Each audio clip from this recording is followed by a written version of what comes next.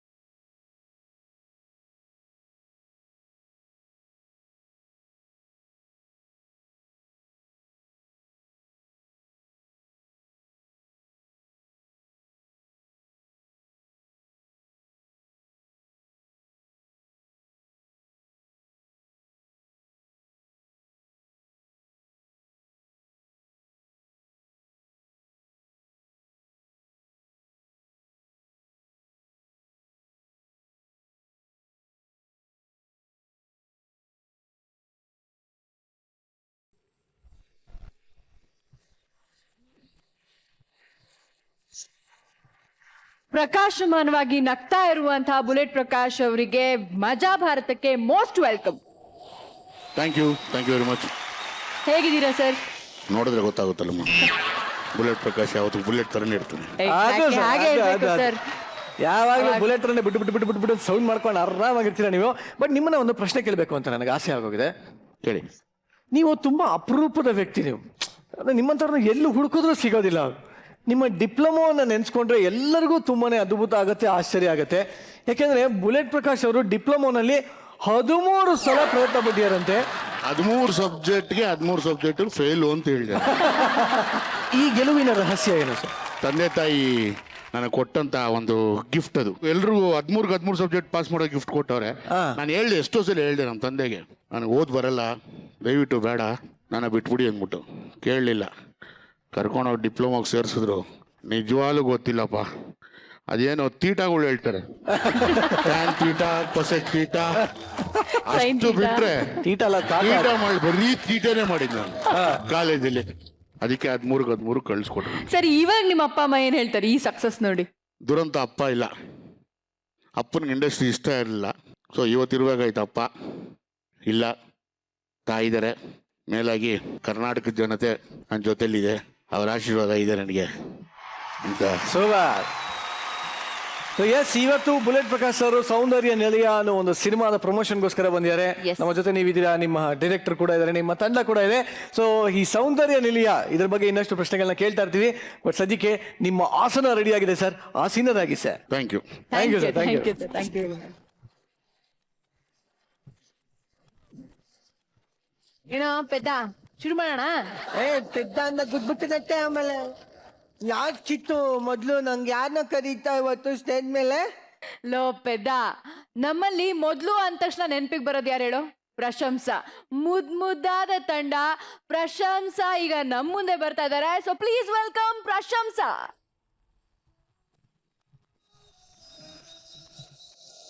ಅಯ್ಯೋ ದೇವರೇ, ಗಂಟೆ 9 ಆಯ್ತು. ನಮ್ಮ ವಾಟರದ ಎಲ್ಲ ಮಕ್ಕಳು ಶಾಲೆಗೆ ಹೋಗ್ತಾ ಇದ್ದಾರೆ. ನನ್ನ ಮೊಮ್ಮಗ ಕಾಣ್ತಾನೆ ಇಲ್ಲಲ್ಲ. ಆಗಲ್ಲ, ಶಿವಪ್ಪನ ಮೊಮ್ಮಗಳು ಈ ಕಡೆನೆ ಬರ್ತಾ ಇದ್ದಾಳೆ.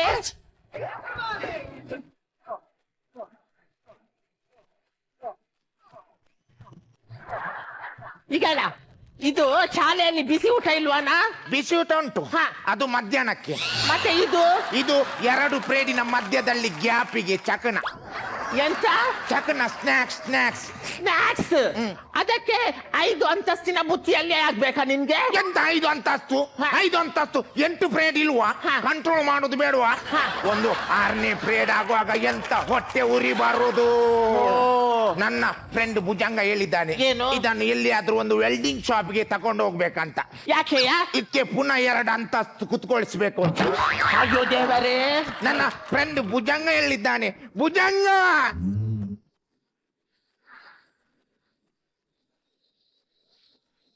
ಅಯ್ಯ ಅಜ್ಜಿ ಎಂತದ ದೊಡ್ಡದೊಂದು ಕಾಯಿಲೆ ಬಂದಿದೆ, ಮೈಯಲ್ಲಿ ಮುಟ್ಟಿದಲ್ಲೆಲ್ಲ ನೋವಾಗ್ತದೆ, ಯಾರಾದ್ರೂ ಒಂದು ಆಸ್ಪತ್ರೆಗೆ ಸೇರಿಸಿ. ಅಯ್ಯೋ ದೇವರೇ, ಏನಾಯ್ತು ಮಗ ನಿನ್ಗೆ? ಅಜ್ಜಿ, ಎಲ್ಲಿ ಮುಟ್ಟಿದರೆ ಅಲ್ಲಿ ನೋವಾಗ್ತದೆ, ಇಡೀ ಮೈಯೆಲ್ಲ ನೋವಾಗ್ತದೆ ಅಜ್ಜಿ, ಒಂದು ಆಸ್ಪತ್ರೆಗೆ ಹೋಗುವ ಅಜ್ಜಿ. ಅಯ್ಯೋ ದೇವರೇ, ಬಾ ಮಗ ಆಸ್ಪತ್ರೆಗೆ ಹೋಗುವ. ಅಜ್ಜಿ 1 ನಿಮಿಷ. ಭುಜಂಗ ಇಲ್ಲಿ ಬಾ, ಇಲ್ಲಿ ಮುಟ್ಟು. ವಾದ್ಯಾವ, ಇಲ್ಲಿ ಕೂಡ ನೋವಾಗ್ತುಂಟು, ಇಲ್ಲಿ ಕೂಡ ನೋವಾಗ್ತುಂಟು. ಭುಜಂಗ ಇಲ್ಲಿ ಮುಟ್ಟು. ವಾದ್ಯಾವ, ಇಲ್ಲಿ ಕೂಡ ನೋವಾಗ್ತುಂಟು, ಅದು ಕಾಯಿಲೆ ಹರಡಿದೆ, ನಾವು ಬೇಗ ಆಸ್ಪತ್ರೆಗೆ ಹೋಗುವ. 1 ನಿಮಿಷ. ಭುಜಂಗ ಇಲ್ಲಿ ನೋವು ಉಂಟಾ? ವಾದ್ಯಾವ, ಇಲ್ಲಿ ಕೂಡ ನೋವಾಗ್ತುಂಟು. ಅವನ ಕಾಯಿಲೆ ಕರ್ಮ, ಅವನ ಕೈಯ ಬೆರಳಲ್ಲಿ ಮುಳ್ಳುಂಟಜ್ಜಿ. ವಾದ್ಯಾವ, ಬೆರಳಲ್ಲಿ ಮುಳ್ಳ, ಅದೇ ಎಲ್ಲಿ ಮುಟ್ಟಿದ್ರೆ ಇಲ್ಲಿ ನೋವಾಗ್ತುಂಟು. ಏನೇ ಹೇಳಿ ಮಕ್ಕಳೇ, ನಿಮ್ಗೆ ಮಾತ್ರ ದೃಷ್ಟಿ ಆಗಿದೆ. ಮತ್ತೆ ದೃಷ್ಟಿ ಬೀಳದೆ ಕುತ್ಕೊಳ್ತದ? ಆ ಟೀಚರ್ನವರೆಲ್ಲ ನಮ್ಮ ಹತ್ರವೇ ಕೇಳುದು. ಏನಂತ? ಈಗ ಟೀಚರ್ ಕೇಳುದು, ಬಿಸಿ ಊಟಕ್ಕೆ ಎಷ್ಟು ಕಿಲೋ ಅಕ್ಕಿ ಹಾಕ್ಬೇಕಂತ ನಮ್ಮ ಹತ್ರ ಕೇಳುದು, ಮತ್ತೆ ಚಟ್ನಿಗೆ ಎಷ್ಟು ತಾರಾಯಿ ಹಾಕ್ಬೇಕಂತ ನಮ್ಮ ಹತ್ರ ಕೇಳುದು. ಅದಕ್ಕೆ ನಾನು ಹೇಳಿದೆ, ಟೀಚರ್ ನೀವು ನಿಮ್ಮ ಅಂದಾಜಲ್ಲಿ ಒಂದು ಹಾಕಿ ಅಂತ. ಅದಕ್ಕೆ ಟೀಚರ್ ಹೇಳುದು, ನನಗೆ ಎಲ್ಲರದ್ದು ಅಂದಾಜಿ ಸಿಗ್ತದೆ, ಆದರೆ ನಿಮ್ಮಿಬ್ಬರದ್ದು ಅಂದಾಜಿ ಸಿಗುದಿಲ್ಲ ಅಂತ. ಹೌದಾ ಮಕ್ಕಳೇ, ನೀವು ಶಾಲೆಗೆ ಹೋಗಿ ಖಾಲಿ ಊಟವೇ ಮಾಡುದಾ, ಅಲ್ಲ ಟೀಚರ್ ಹೇಳಿದ್ದು ಸ್ವಲ್ಪ ಕಿವಿಯಲ್ಲಿ ಕೇಳ್ತೀರಾ? ಹಾಗೆ ನಾವು ಒಂದು ಕಿವಿಯಲ್ಲಿ ಕೇಳ್ತಾ ಇರ್ತೇವೆ. ಏನಂತ? ಶಾಲೆಯ ಬೆಲ್ಲೆ ಯಾವಾಗ ಆಗ್ತದ ಅಂತ. ಅಜ್ಜಿ ನಾನು ಹುಷಾರಿದ್ದೇನೆ. ನಿನ್ನೆ ಭುಜಂಗನಿಗೆ ಒಂದು ಕನ್ನಡದ ಟೀಚರ್ ಸರಿ ಹೊಡೆದಿದ್ದಾರೆ. ಹೌದಣ್ಣ, ನಿಂಗೆ ಟೀಚರ್ ಶಾಲೆಯಲ್ಲಿ ಯಾಕೆ ಹೊಡೆದದ್ದು? ನಾನೇನ್ ಮಾಡ್ಲಿಲ್ಲ, ನಾನ್ ನನ್ನಷ್ಟೆಗೆ ಕೂತ್ಕೊಂಡಿದ್ದೆ. ಟೀಚರ್ ಕೇಳಿದ್ರು, ಏನ ನೆಗಾಡೋದು ಏನು ಕೇಳಿದ್ರು. ಅದಕ್ಕೆ ನಾನು ಹೇಳಿದೆ, ಏನು ನಿಮ್ಮ ಹೊಟ್ಟೆ ಏನು ದೊಡ್ಡದು ಅಂತ. ಅದಕ್ಕೆ ಟೀಚರ್ ಹೇಳಿದ್ರು, ಹೊಟ್ಟೆಯಲ್ಲಿ ಮಗು ಉಂಟಂತ. ಅದಕ್ಕೆ ನಾನು ಹೇಳಿದೆ, ಹಾಗಾದ್ರೆ ನೀವು ರಾಕ್ಷಸಿ ಅಂತ. ಅಯ್ಯೋ ದೇವರೇ, ಯಾಕೆ ಹೀಗೆ ಟೀಚರ್ ಹೇಳಿದ್ರು? ಮಗು ನುಂಗ್ಲಿಲ್ವಾ? ಇಲ್ಲ ಮಗ, ಟೀಚರ್ ಮಗು ನುಂಗಿದಲ್ಲ, ನಿನ್ನ ಟೀಚರ್ ಬಸುರಿ. ಮಸೂರಿಯ? ಹೌದು. ನಮ್ಮ ಫ್ರೆಂಡ್ ಮತ್ತೆ ಮಗು ನುಂಗಿದ ಅಂತ ಹೇಳಿದ. ಅಯ್ಯೋ, ನನಗೆ ಹೊಡೆದದ್ದು ಮಾತ್ರ ಹೇಳುದಲ್ಲ, ಮೊನ್ನೆ ಸಮಾಜದ ಮಾಸ್ಟರ್ 2 ಕೆಪ್ಪೆಗೆ ಕೊಟ್ಟಿದ್ದಾರೆ, ಗೊತ್ತುಂಟ? ಹೌದಾನ? ನಿಂಗೆ ಮಾಸ್ಟರ್ ಯಾಕೆ ಹೊಡೆದದ್ದು? ಅದು ಸಮಾಜದ ಮಾಸ್ಟರ್ ಹೇಳಿದ್ರು. ಏನಂತ? ಸೈಕ್ಲೋನ್ ಎಂದರೇನು ಕೇಳಿದ್ರು. ಅದಕ್ಕೆ ನಾನು ಹೇಳಿದೆ, ಲೋನ್ ಮಾಡಿ ಸೈಕಲ್ ತಕೊಳ್ಳುವುದಕ್ಕೆ ಸೈಕ್ಲೋನ್ ಹೇಳುತ್ತಾರೆ. ಹಾಗಾದರೆ ಲೋನ್ ಮಾಡಿ ಬೈಕ್ ತಕೊಳ್ಳೋದು ಬೈಕ್ ಲೋನ್? ಎಂತ ಅನಕ್ಷರಸ್ಥರಾಗಿ ಮಾಡೋದು.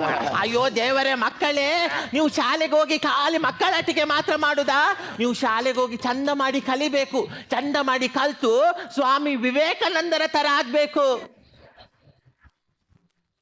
ಏನಾಯ್ತಾ? ದಬ್ಬಿದ ಏನಾಯ್ತು? ಸ್ವಾಮಿ ವಿವೇಕಾನಂದರಾಗಿ ಆದದ್ದು.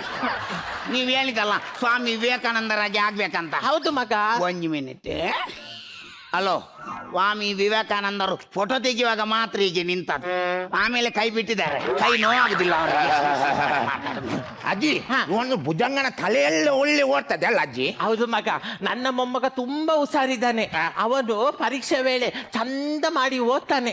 ಅಷ್ಟೇ ಅಲ್ಲ, ಪರೀಕ್ಷೆ ಮುಗಿಸಿ ಮನೆಗೆ ಬಂದ ನಂತರ ಊಟವೇ ಮಾಡುದಿಲ್ಲ. ಹೌದಾ ಭುಜಂಗ? ಎಲ್ಲಿ ಊಟ ಮಾಡುದ? ನಾನು ಪರೀಕ್ಷೆಗೆಲ್ಲ ಚೀಟಿ ತಕೊಂಡು ಹೋಗ್ತೇನಲ್ಲ, ಮಾಸ್ಟರ್ ಆಚೀಚೆ ಹೋಗುವಾಗ ಎದುರಿ ಅದನ್ನೇ ಕಚ್ಚಿ ನುಂಗುದ. ಒಂದು ಅರ್ಧ ಕಿಲೋ ಚೀಟಿ ನುಂಗಿದ ಮೇಲೆ ಊಟ ಎಲ್ಲಿ ಮಾಡೋದು? ಮತ್ತೆ ಅಲ್ಲೇ ನೀರು ಕುದ್ದು ಮನೆಯಲ್ಲಿ ಮಲಗು. ಭುಜಂಗ, ಮತ್ತೆ ನಾಳೆ ಶ್ರೀಕಾಂತ್ ಮಾಸ್ಟರ್ ನಮ್ಮನ್ನು ಬೇಗ ಬರ್ಲಿಕ್ಕೆ ಹೇಳಿದ್ದಾರೆ. ಯಾಕೆ ಅಜ್ಜಿ ನಾಳೆ ನಮ್ದು ತಾಲೂಕು ಮಟ್ಟದ ಪ್ರತಿಭಾ ಕಾರಂಜಿ ಉಂಟು. ಭುಜಂಗನ ಭಾಷಣ ಉಂಟು. ಹೌದಾ ಮಗ? ಅದೇ ಮಕ್ಕಳೇ, ನನ್ಗೆ ಶಾಲೆಗೆ ಬರ್ಲಿಕ್ಕೆ ಆಗುದಿಲ್ಲ, ಪ್ರಾಯ ಆಗಿದಲ್ಲ. ನೀವು ಅಲ್ಲಿ ಶಾಲೆಯಲ್ಲಿ ಏನ್ ಮಾಡ್ತೀರಾ ಅದನ್ನೊಮ್ಮೆ ಇಲ್ಲಿ ಮಾಡಿ ತೋರಿಸಿ ಮಕ್ಕಳೇ. ನೋಡ್ಬೇಕಾ? ಹೌದು. Bhujanga ready 1 2 start.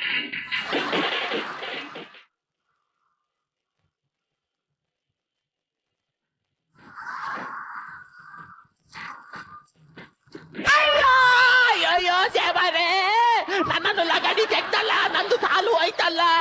ಅಯ್ಯೋ ದೇವರೇ, ನಂಗೆ ಕಣ್ಣು ಕತ್ತಲೆ ಬರ್ತಾ ಉಂಟಲ್ಲ. ತೆಗ್ದಿಯಲ್ಲ ಮಗ, ನನ್ನ ಕಾಲು ಲಗಾಡಿ ತೆಗ್ದಿಯ. ನಾನು ತುಳಿದಲ್ಲ, ಮತ್ತೆ ಯಾರು? ಅದು ತುಳಿದದ್ದು. ಅಯ್ಯೋ ದೇವರೇ, ಮತ್ತೆ ಇಷ್ಟು ದೊಡ್ಡ ದೇವರ ಕುಣಿಯುವಾಗ ಒಂದು 3 ಬಿಟ್ಟು ಆಚೆ ನಿಲ್ಬೇಕು ಅಂತ ದೇವರ ಕಾಲಿಗಡೆಗೆ ಬಿದ್ದು ಸಾಯ್ತೀರ ನೀವು. Excuse me. ಹಾ, ಏನು ಹೇಳುತ್ತಾನೆ ಆ ದೇವ? ಏನು ಹೇಳುತ್ತಾನೆ? ಜೋರ ಹಸಿವೆ ಆಗ್ತದೆ. ಆಯ್ತಲ್ಲ, ಲಗಾಡಿ ತೆಗ್ದಲ್ಲ. ನೀನು ಒಂದು ಕೆಲಸ ಮಾಡು, ಅವನಲ್ಲಿ ಸ್ಟೇಜ್ ಅಲ್ಲಿ ನಲಿಯುವಾಗ ಆ ಬುತ್ತಿಯಲ್ಲಿ ಸ್ವಲ್ಪ ತಿಂಡಿ ಕೊಂಡೋಗಿ ತಿಡು, ಅವನಿಗೆ ಹಸಿವಾಗ ಅದನ್ನು ತಿನ್ಲಿ. ಏ ಭುಜಂಗ, ಎಂತದ ನೀನು ಬೆಳಿಗ್ಗೆ ಅಂತ ತಿನ್ನಿಲ್ವಾ ನೀನು? ನಾನು ಎಂತ ತಿನ್ನಿಲ್ವಾ?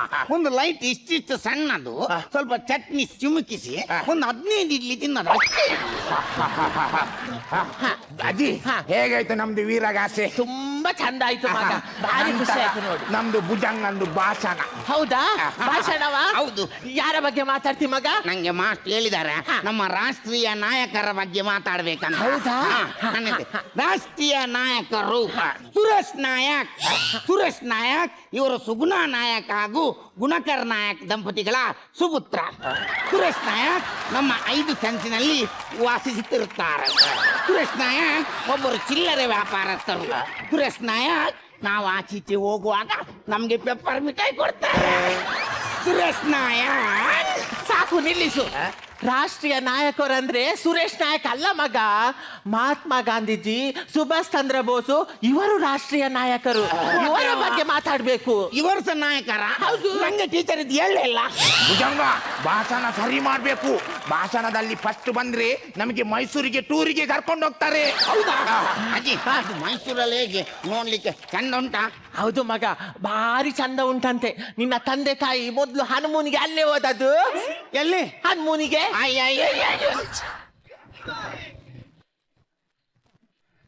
ನಾನು ಅವರಿಗೆ ಒಬ್ಬನೇ ಮಗನಲ್ಲ, ಮತ್ತೆ ನನ್ನನ್ನು ಹನಿಮೂನಿಗೆ ಹಾಕಿ ಬಿಟ್ಟು ಹೋದವರು. ಹಾಗೆ ಅಲ್ಲ ಮಗ, ಅವರು ಮದುವೆ ಆದ ನಂತರ ಹೋದದ್ದು. ಯಾವಾಗ? ಮದುವೆ ಆದ ನಂತರ.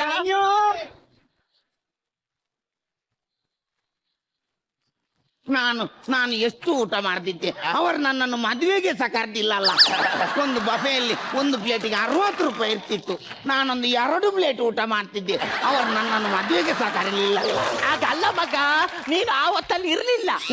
ಅಲ್ಲಿ ಇರ್ಲಿಲ್ಲ ಅಂದ್ರೆ ನಾನು ಎಲ್ಲಿದ್ದೆ? ನಾನು ಶನಿವಾರ ಆದಿತ್ಯವಾರ ಮನೆಯಲ್ಲಿ ಇರ್ತೇನೆ, ಇಲ್ಲಾದ್ರೆ ಶಾಲೆಯಲ್ಲಿರ್ತೇನೆ. ನಾನು ಎಲ್ಲಿ ಹೋಗಿದ್ದೆ? ಅಯ್ಯೋ ದೇವರು, ಇವನಿಗೆ ಯಾರು ಹೇಳುದು? ನೀನು ಆ ಹೊತ್ತಲ್ಲಿ ಇರ್ಲಿಲ್ಲ ಮಗ. ನಂಗೆ ಕರೆಕ್ಟ್ ಹೇಳಿ, ನಾನು ಎಲ್ಲಿದ್ದೆ ಹೇಳಿ. ನಾನು ಎಲ್ಲಿದ್ದೆ? ನೀನು ಎಲ್ಲಿದ್ದೀಯಾ? ಹೋಗುವಾಗ ತಂದೆ ಒಟ್ಟಿಗೆ ಹೋದಿ, ಬರುವಾಗ ತಾಯಿ ಒಟ್ಟಿಗೆ ಬಂದಿ. ನನ್ನನ್ನು ಮಂಗ ಮಾಡುದು, ನನ್ನನ್ನು ಮಂಗ ಮಾಡುದು. ನೋಡು ನೋಡು ನೋಡು, ನೀನ್ ಆ ತರ ಹಠ ಕಟ್ಟಬಾರ್ದು. ನಿಂಗೆ ಸ್ವಾಮಿ ವಿವೇಕಾನಂದರ ತರ ಆಗ್ಲಿಕ್ಕಿಲ್ವಾ?